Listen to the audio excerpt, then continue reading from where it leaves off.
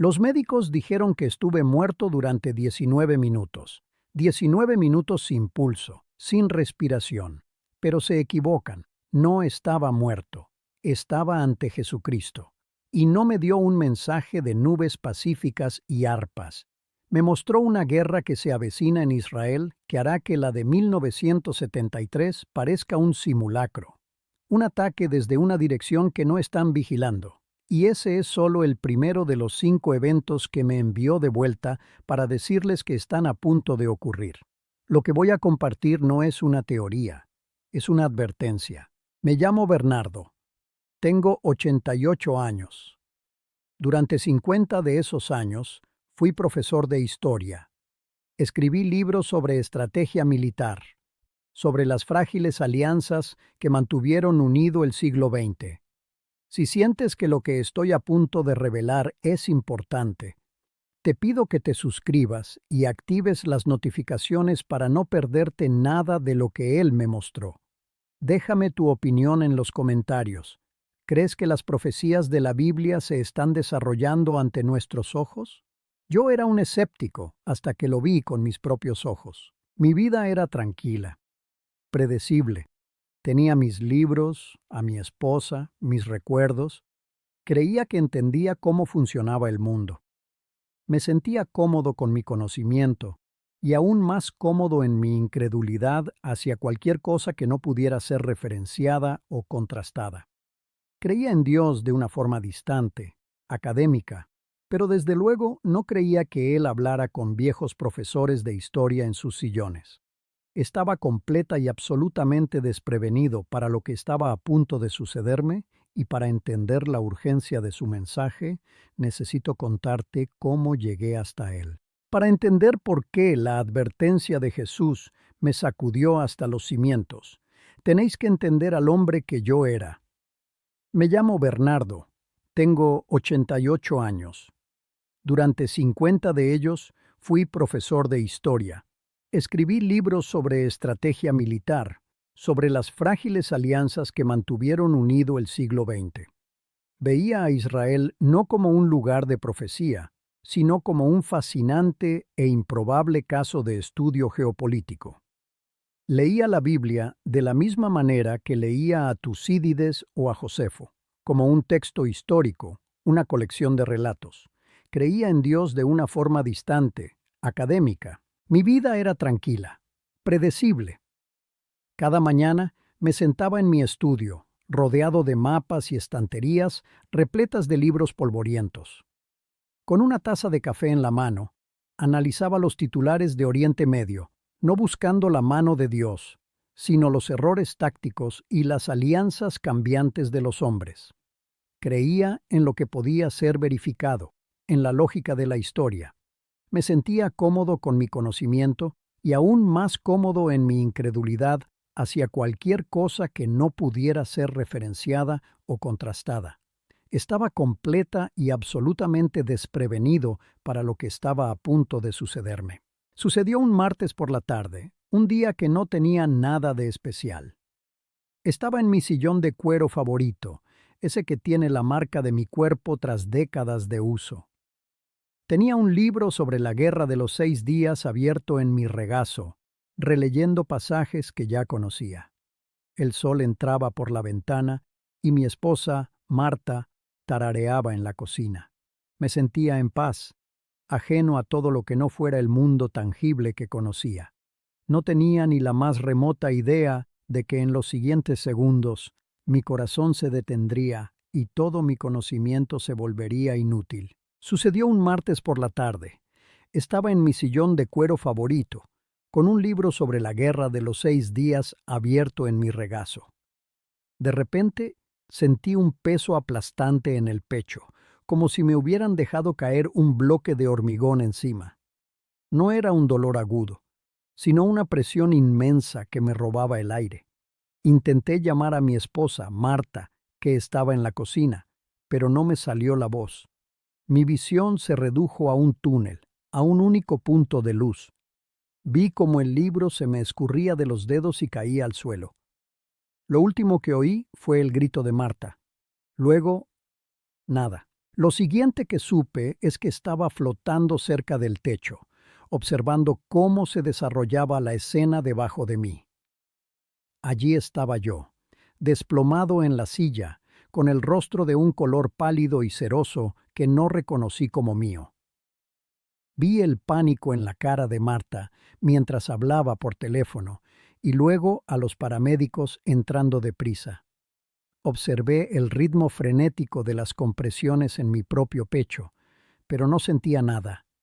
No había miedo, ni dolor, solo una extraña y distante curiosidad, como si estuviera viendo una película sobre la vida de otra persona. Oí a uno de ellos gritar una frase que resonó sin emocionarme. ¡No tiene pulso!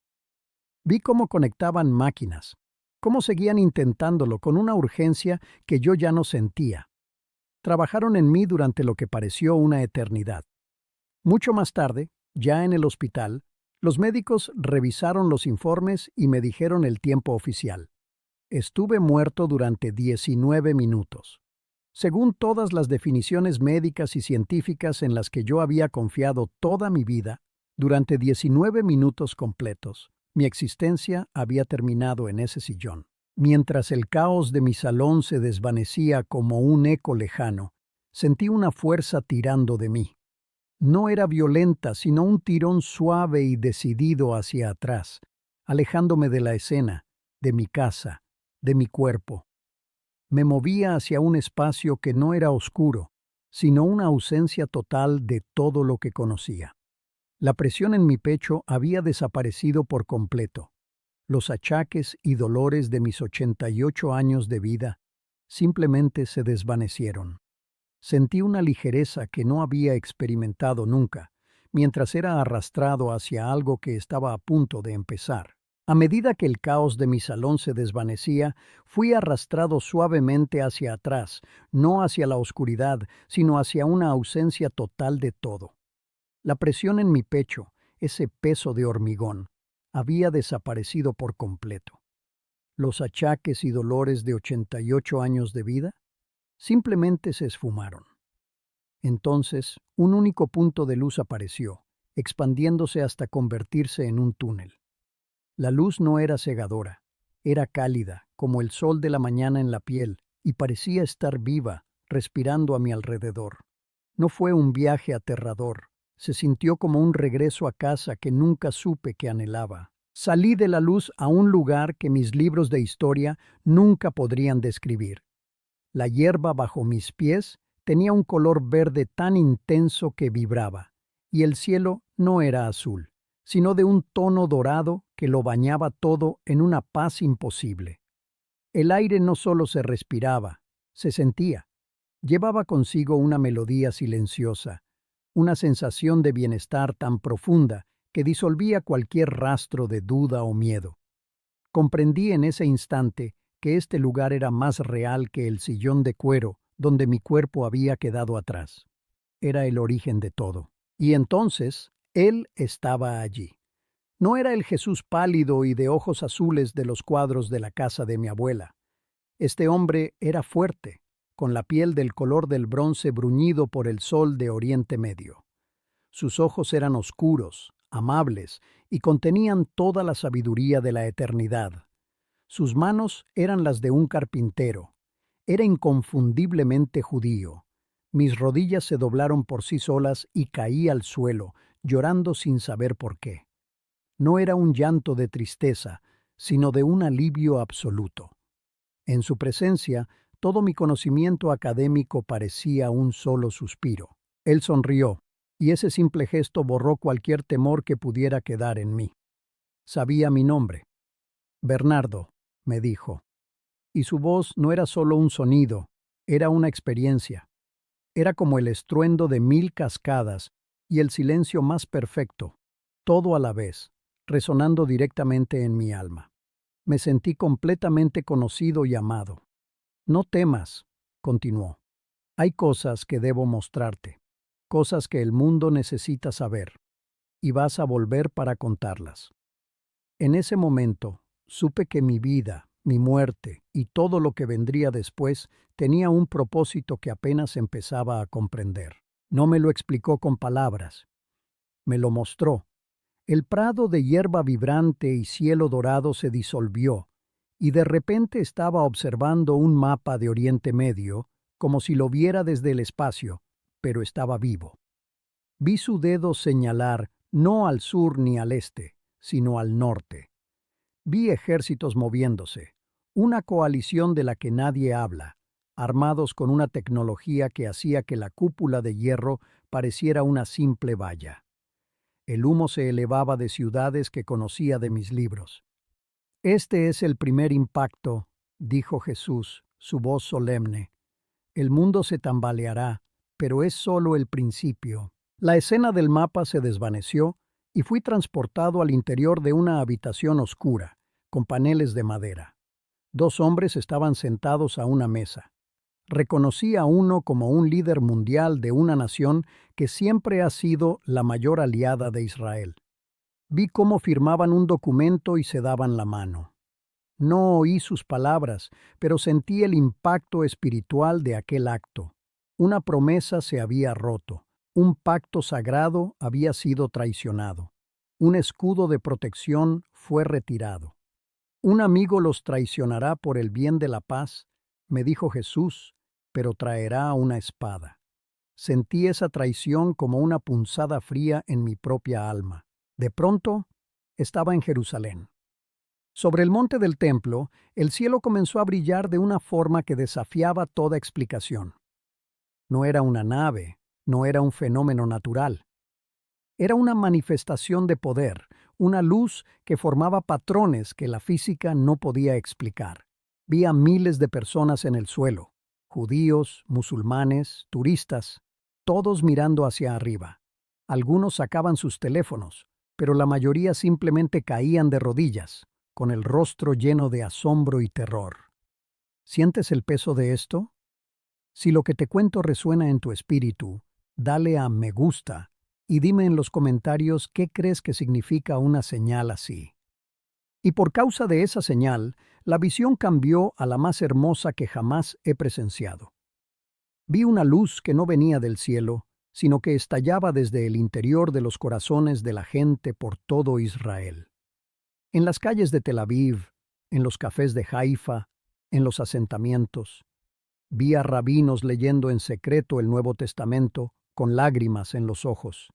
Vi a jóvenes soldados, duros y entrenados para la guerra, llorando y clamando por el Mesías. Familias enteras se reunían para orar en el nombre de Yeshua. Ha llegado el momento, dijo Jesús, su voz llena de un amor que abarcaba milenios, de que miren a mí, a quien traspasaron. Creí que ya había visto lo más impactante que un hombre podía soportar. Una guerra, una traición, una señal divina y un despertar espiritual masivo. Como historiador, mi mente luchaba por procesar la escala de todo aquello. Pensé que la serie de revelaciones había llegado a su punto culminante, que ya me lo había mostrado todo. Estaba completamente equivocado.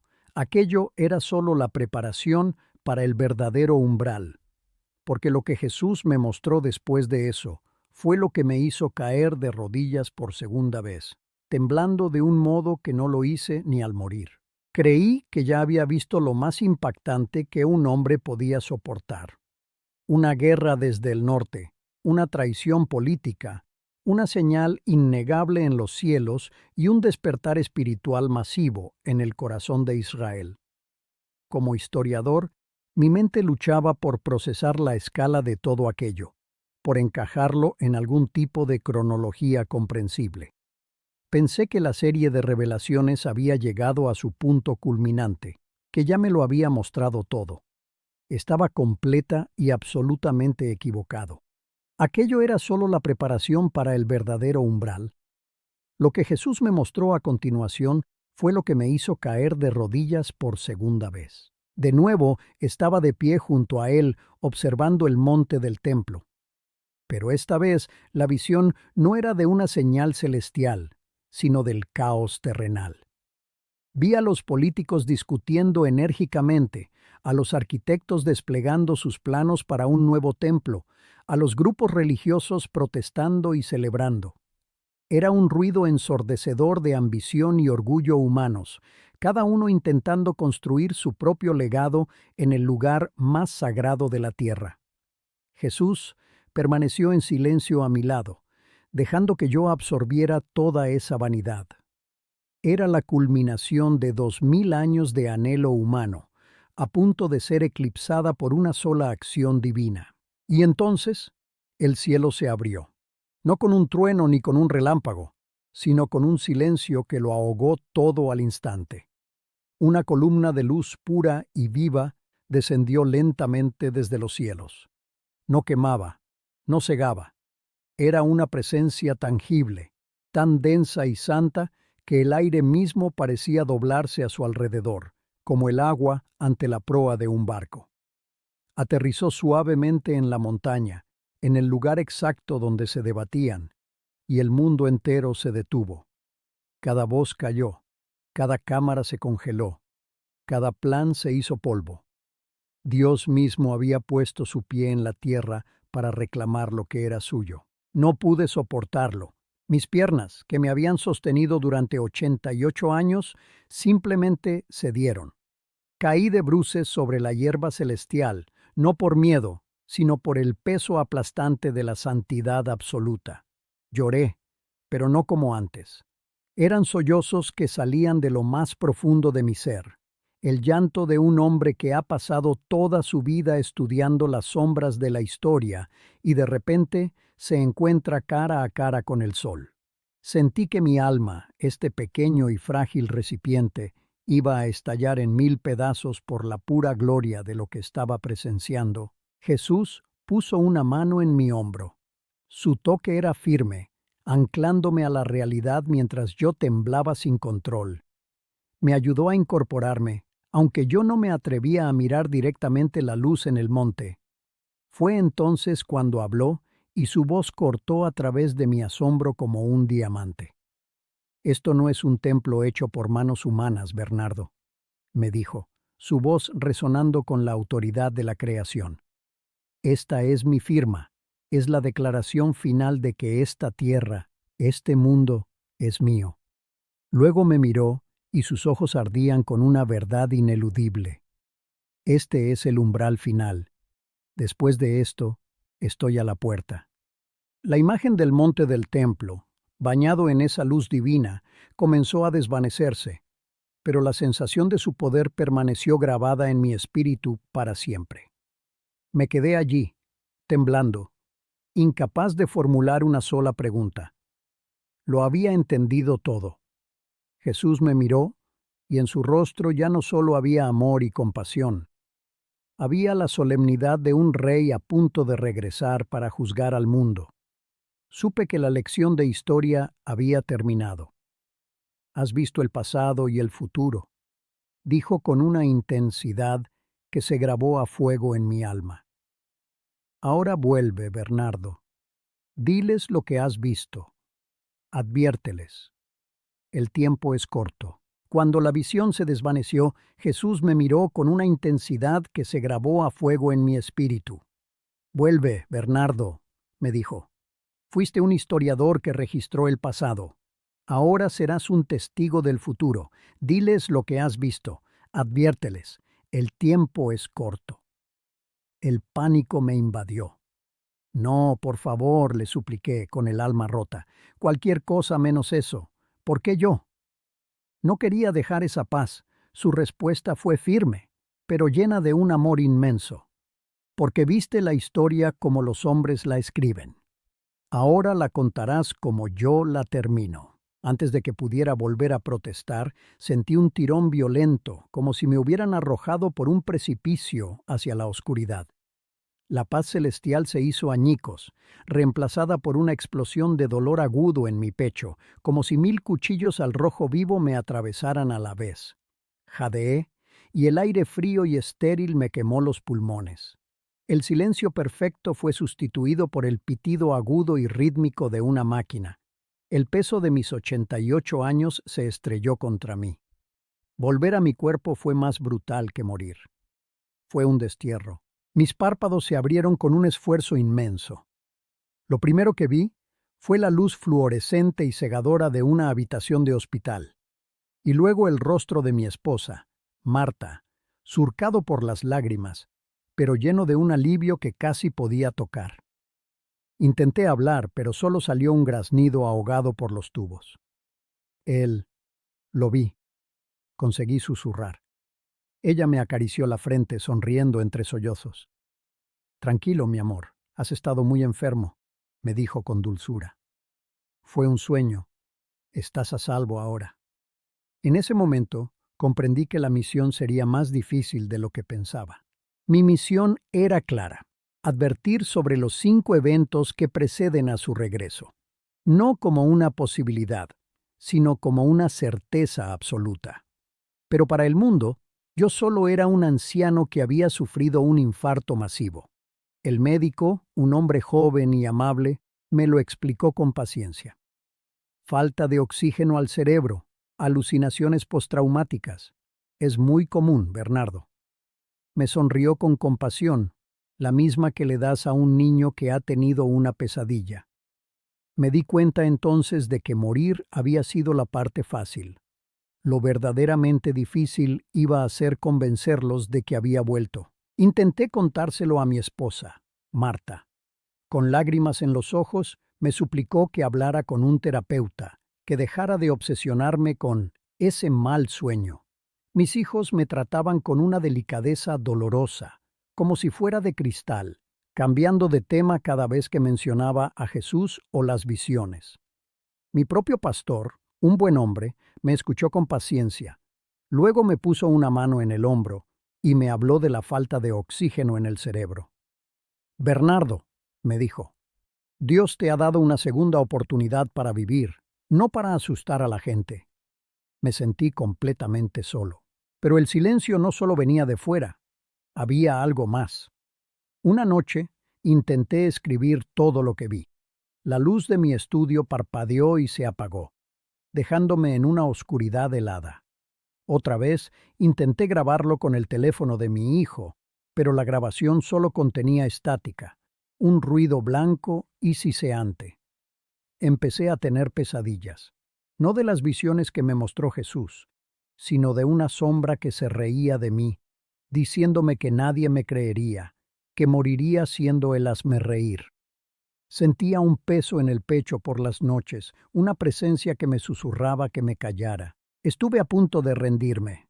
Pensé que quizás todos tenían razón, que quizás solo era un viejo asustado aferrándose a una alucinación. Una tarde, sentado en mi sillón, el mismo donde morí, sentí una desesperación total. Cerré los ojos y en la oscuridad no vi la sombra de mis pesadillas, sino el rostro de Jesús. Oí su voz, no en mi oído, sino en mi alma. ¿Contarás la historia como yo la termino? Esa pregunta lo cambió todo. El miedo a desobedecerle se hizo más grande que el miedo a que no me creyeran. Su mandato era mi única verdad. Y es por eso que estoy aquí, ahora, contándote esto. Me di cuenta de algo fundamental en ese momento.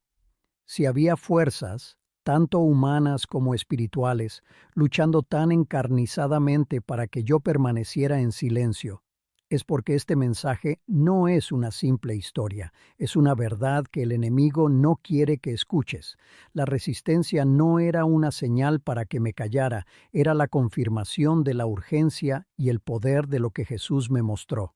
Su desesperación por silenciarme es la prueba de que lo que te estoy contando es vital para tu alma. Y es por eso que estoy aquí, hablándote directamente a ti, no a una multitud, no a una cámara, a ti. Porque después de que todos me dieran la espalda, entendí que Jesús no me envió de vuelta por ellos, me envió por ti, por la persona que siente que el mundo se está desmoronando y no sabe por qué, por quien mira las noticias y siente un nudo en el estómago, una sensación de que algo grande y terrible está a punto de suceder. Él sabía que estarías escuchando. Esta advertencia fue diseñada desde la eternidad para llegar a tus oídos en este preciso instante. Lo que Jesús me mostró no es un caos sin sentido, es una secuencia, una cuenta atrás. Me mostró la guerra que vendrá desde el norte para sacudir a Israel hasta sus cimientos. Me mostró la traición de un amigo que retirará el escudo protector. Me mostró la señal en los cielos que silenciará a los escépticos, seguida por el despertar espiritual de su propio pueblo, que finalmente mirará a aquel a quien traspasaron.